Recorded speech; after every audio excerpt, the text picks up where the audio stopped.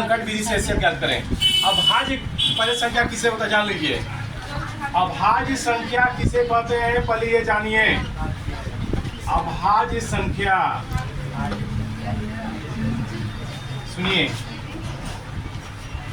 अभाज्य संख्या का मतलब कोई वैसी संख्या जो सिर्फ अपने पढ़ा में आता हो, प्राइम नंबर कहते हैं, सिर्फ अपने पढ़ा में आता हो, दूसरे का पढ़ा में नहीं आता, वो अभाज्य संख्या है। जैसे 2 सिर्फ 2 ही के पढ़ा में आएगा, 3, 5, 7 ऐसे एक के पढ़ा में आएगा, लेकिन एक को छोड़कर 2, 3, 5, 7, 9 नहीं होगा, 9 3 के पढ़ा में आ जाएगा, 11, 13, 17, 19, 21 नहीं होगा क्योंकि 7 के पढ़ा में आ जाएगा।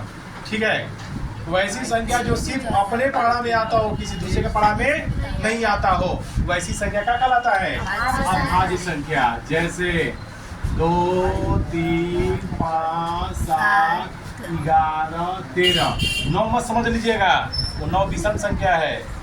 अभाज्य जो किसी के टेबल में नहीं आता हो, सिर्फ अपने टेबल में आए या एक के पढ़ा में आ जाए। सुनिए, तो इसी की विधि से आपको बनाना है 6 और 20 का काची एचसीएफ और एलसीएम। सुनिए, तो 6 का पहले देखिए, 6 है, 2 से ले जाएंगे कितने बार में? 3 से 1 बार में।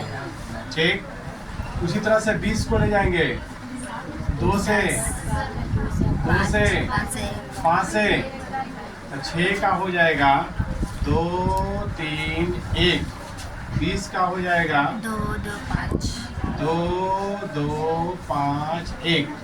अब एचसीएफ निकालना है, चूंकि एचसीएफ निकालना आपको सिखाए हुए हैं, तो दोनों में मिल जाए। 2 ये देखिए 2 मिला, 1 नहीं, 1 मिला, 1 मिल गया नहीं वो, और कोई मिला नहीं, तो एचसीएफ बराबर कितना हो गया? 2 × 1, 2 1 पे गुणा करेंगे क्या हो जाएगा? 2। तो ये इस विधि से आपने क्या निकाल दिया? एचसीएफ। अब अभाज्य गुणनखंड विधि से एलसीएम भी निकालना है, तो आप या तो घात रखकर भी बना सकते हैं, और बिना घात पर भी बना सकते हैं। अगर घात रख के बनाना होगा और विधि से डायरेक्ट ऐसे भी आप बना सकते हैं। अभाज्य गुणनखंड विधि का मतलब एलसीएम वैसे ही बना सकते हैं आप। ठीक है, आप सिंपल विधि से भी एलसीएम निकाल सकते हैं। ये आप मैंने पहले निकाल रहा है काशी हम पहले निकाल रहे हैं एचसीएफ। क्या निकाल रहे थे? एचसीएफ, इसलिए आप लिख देंगे पहले हेडिंग में एचसीएफ निकाल रहे हैं। अब क्या निकाल रहे हैं हम? एलसीएम। तो एलसीएम के लिए भी आप कोई विशेष नहीं, आप सिंपल विधि का ही प्रयोग कर सकते हैं। 6 और 20 का ऐसे 2 से 3 बार में, 2 से 10 बार। और कोई आया? अब कोई पढ़ा नहीं है जो दोनों आ जाए अनंत की, तो सिंपल भी आप निकाल सकते हैं। 3 से 2 से 3 ले जाइए, टोटल 1 1 आ जाना चाहिए। 3 से 2 से जाएगा, 2 से जाएगा 3 बार में, 2 से 5 बार में, फिर 3 से जाएगा 5 बार में। नहीं आता है यहाँ पे, यहाँ कर दे रहे बच्चों एलसीएम के लिए।